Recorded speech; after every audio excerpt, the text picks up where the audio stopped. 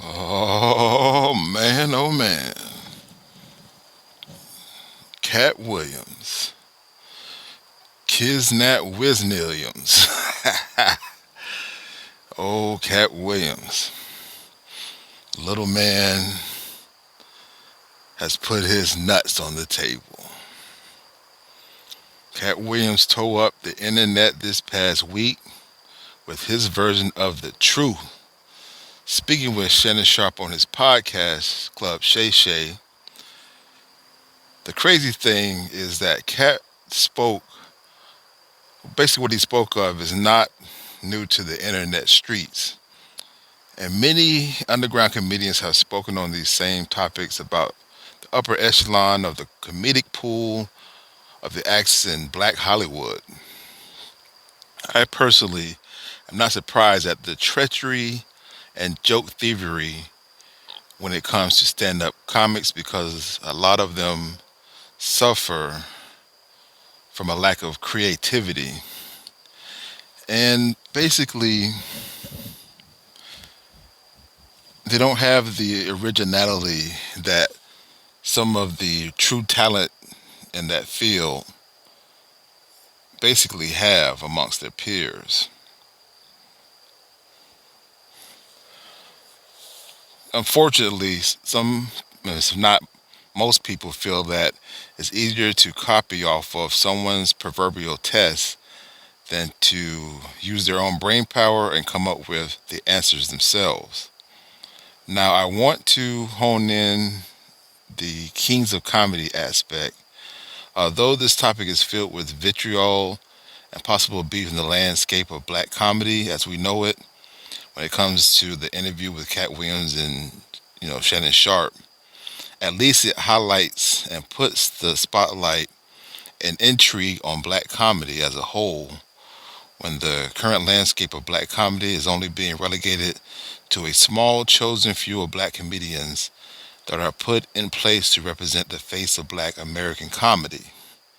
When the field is way larger than that, it has more depth and diverse expressions in the world of black comedy in America. Now, I harken back to the year of 1998 when I was just a young lad, and I remember my life's first teacher going to the Kings of Comedy show in Central Florida.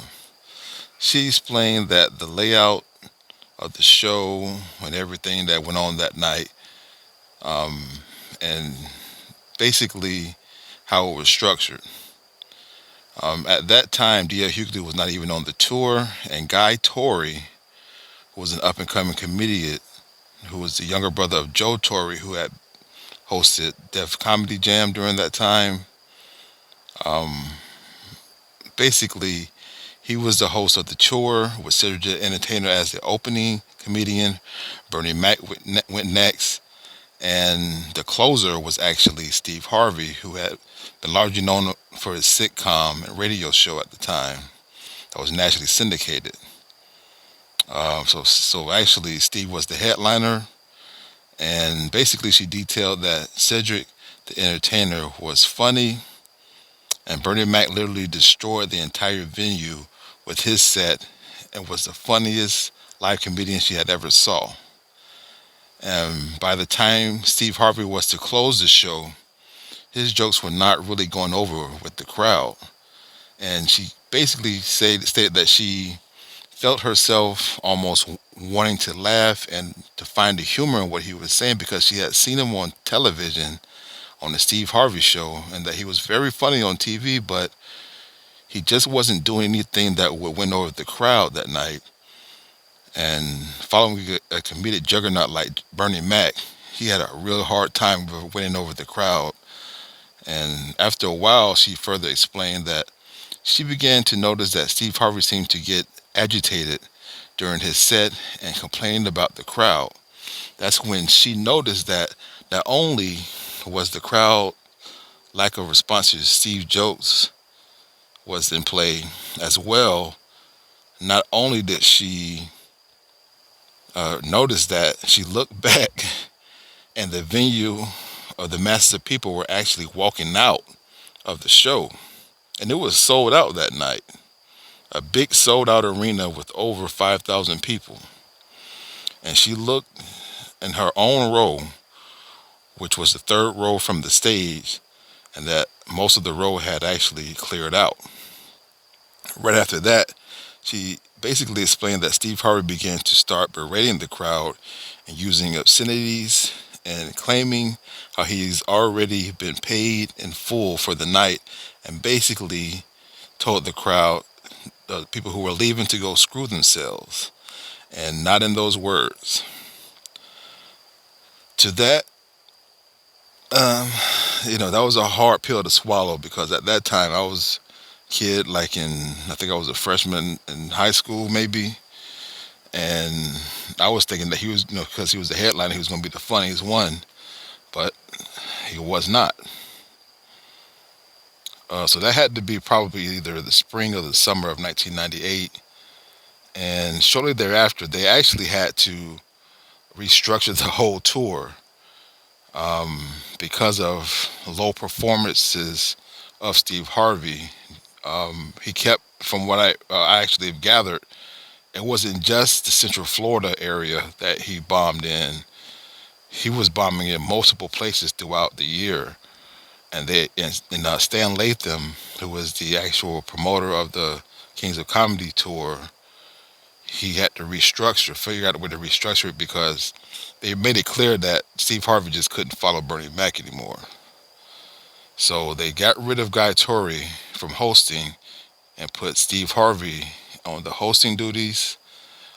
Right around later on that year, the end of the year, I believe, Spike Lee came aboard to basically get film rights to the successful tour. And of course, the Kings of Comedy movie was born. Also, they added D.L. Hughley and had Bernie Mac as the closer, which he had proven that his talent was just far exceeding everyone else, and the crowd response. They just wasn't going to see anybody after Bernie Mac closed the show. My point in bringing this up is that there's a lot of things that happen behind the scenes in entertainment, and because of the nature of the business and stand-up comedy, someone's talent or lack thereof will be exposed once there are multiple talents being displayed on the big stage, night after night, and the people will decide who is the alpha dog based on their performance. This fact was largely swept under the rug due to industry relationship and ego and business aspirations of the promoter of the Kings of Comedy tour.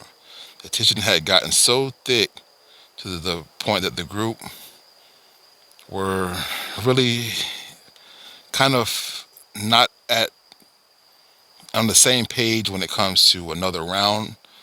The second tour would have, especially after that movie came out and displayed them on a national and possible worldwide stage, would have done even better.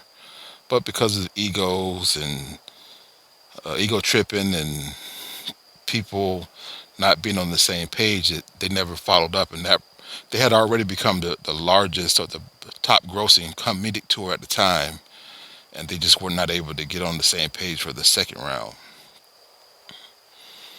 But the industry of entertainment has lots of secrets, and eventually everyone will get exposed, because most of the top visible comedians are mediocre at best when it comes to talent. They just align themselves with the best representation to place them in the mix to gain opportunity to success in the industry. Talent is the least factor when it comes to stardom, it seems. But if you listen to underground comedians like, Corey Holcomb, he's been talking this way for years. You have other comedians like Scrancho. He's been telling the truth about the real stories of comedians. Scrancho is known for running up on comedians who take his material, fighting them, you know. But the ones that really want to play the game, like Steve Harvey, Cedric the Entertainer, Ricky Smiley, who have industry contacts, big shows on the radio and satellite radios, and they just want to get their money, apparently, which everybody is getting their money.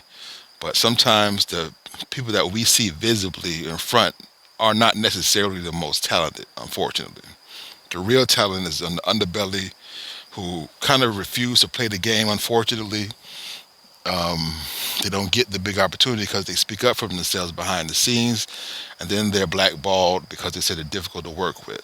So there's only a chosen few that make it to the upper echelon of entertainment, especially in black comedy or black talent overall. It's a very riveting thing that happened. Starting off the new year with this much drama. I mean, that episode on Shannon Sharp's channel has like 25 plus million views in just a few days. It's uncanny, really. I mean, he's putting up huge numbers to the point where mainstream platforms like the Joe Rogan Experience is talking about getting Katt Williams on there because he's blowing his numbers out of the water. So that's pretty interesting. I do like the fact that black comedy is being highlighted, even though it's be considered in a negative way. It's still good to see black comedy being highlighted, and that there's more comedians out there who are bold and willing to tell the truth against all odds. So that kind of wraps it up for me. But I just wanted to kind of reveal that information because they had to really change the whole structure of the Kings of Comedy from 1997 to 98, going into 1999 to 2000 for the Kings of Comedy tour because Steve Harvey he just couldn't survive after Bernie Mac, who was the true closer and the true talent, even though he hadn't had the success at the time, the mainstream success that Steve had. So that's just one example. Salute.